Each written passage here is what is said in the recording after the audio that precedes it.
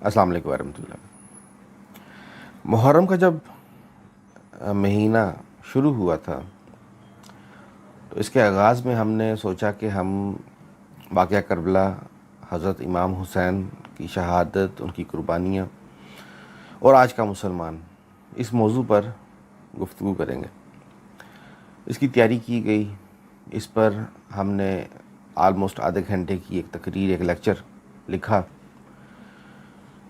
اس پر ہم نے video record کروایا، لیکن وہ ویڈیو ہم نے اپلوڈ نہیں کیا، صرف یہ سوچ کر کہ صحیح یا غلط کا فیصلہ تو روز محشر رب کائنات کا کام ہے، وہ کرے گا۔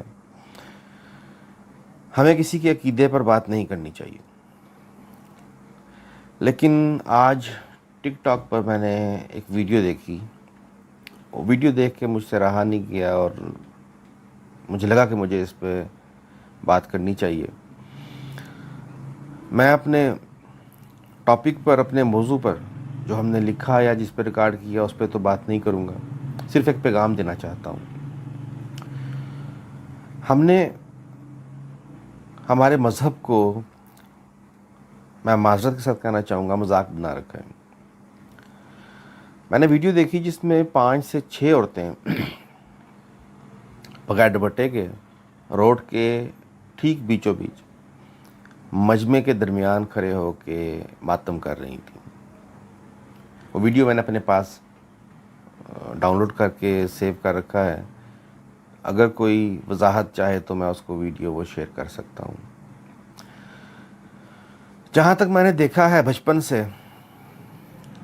بچپن سے میں جو دیکھتا آیا ہوں، ہماری سید فیملیز میں جن کا تعلق اہل بیت سے ہے، جو سادات ہیں، جو آل رسول ہیں، ہمارے گھروں میں پردہ تو ایک الگ بات ہے، ہماری عورتوں کی آواز بھی ہمارے گھروں سے باہر نہیں جاتی۔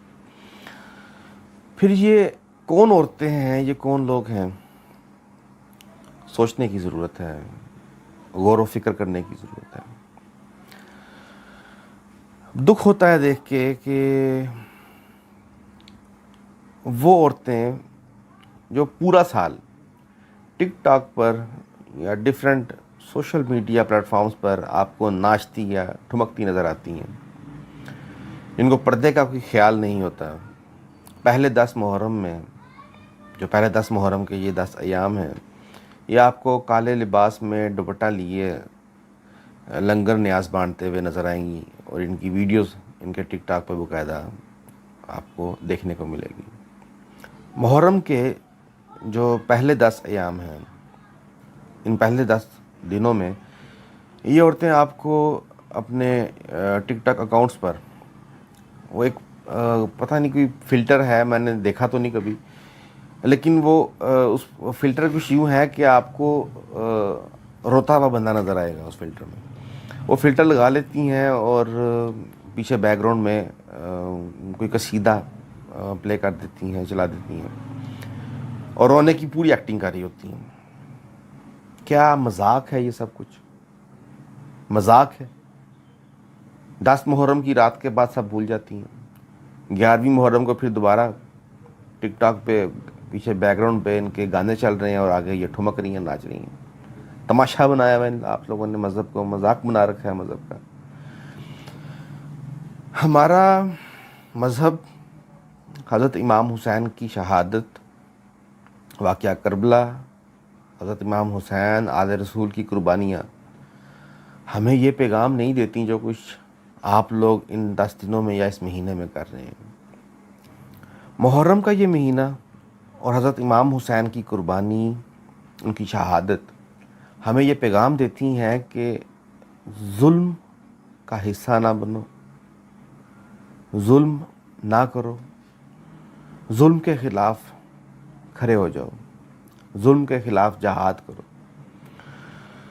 لیکن ہمارے معاشرے میں عام طور پہ یہ دیکھنے کو مل رہا ہے کہ ہمارے لوگ ظلم کے خلاف کھڑے کیا ہوں گے، یہ تو اپنے ساتھ ظلم کر رہے ہیں۔